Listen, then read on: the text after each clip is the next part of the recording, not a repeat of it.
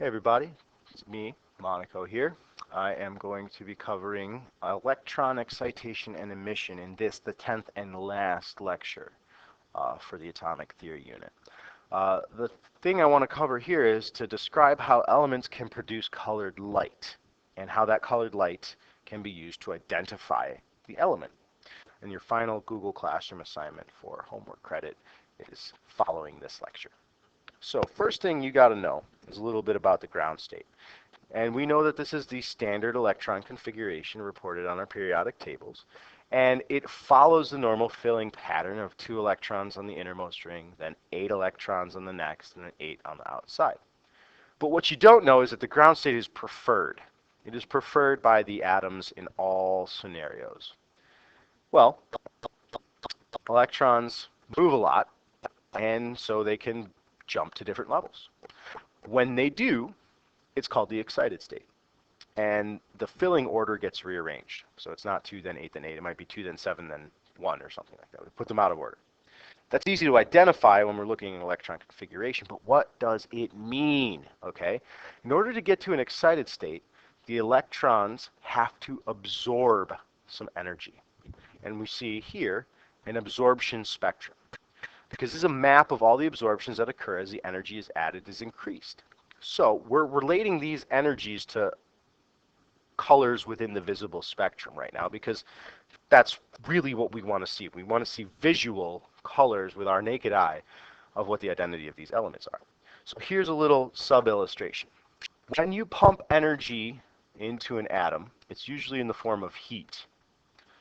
And when it hits an electron, that heat causes the electron to get excited and move up to a higher energy level. And it gets absorbed in packets. So you could have a packet that's big enough just to move it 1, or maybe it moves 2, or heck, maybe it even moves further out, 3. Okay, that's the absorption.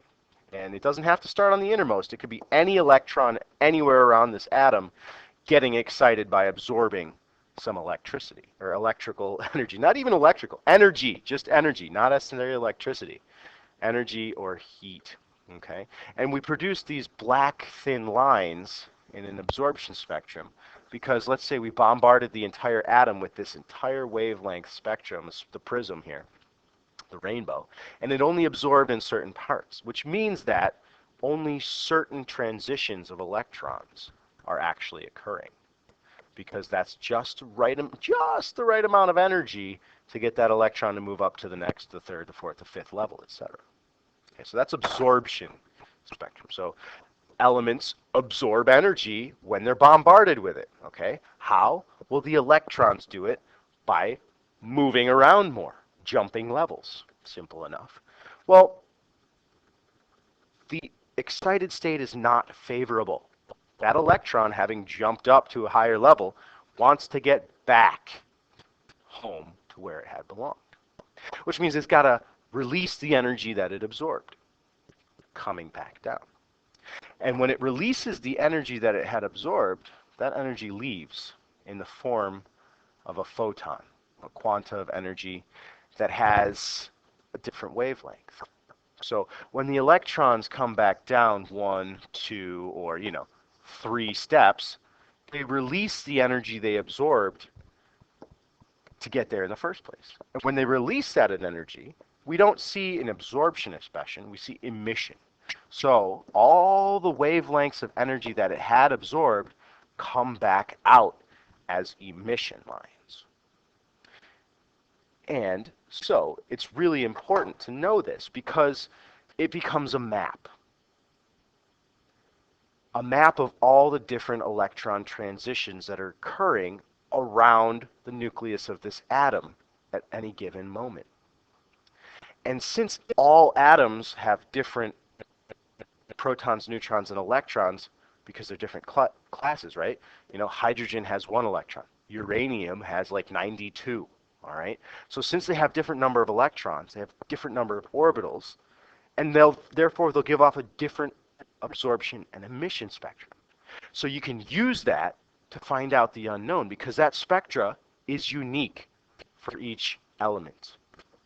Okay, so hydrogen looks different through a spectroscope than helium. Lithium looks different through a spectroscope than neon. And it was these observations that Niels Bohr was making that helped him determine the Bohr model of the atom, which is what we're looking at right here. These are Bohr models. So he saw the different colored light and said, this must be related to how far the electrons are traveling when they return back down to the ground state. And he was right. So that is the end of atomic theory as we teach it here. Please, please, please ask away if you have questions, things that we didn't cover, things we covered too quickly. Make sure your voice is heard. Thank you very much. See you later.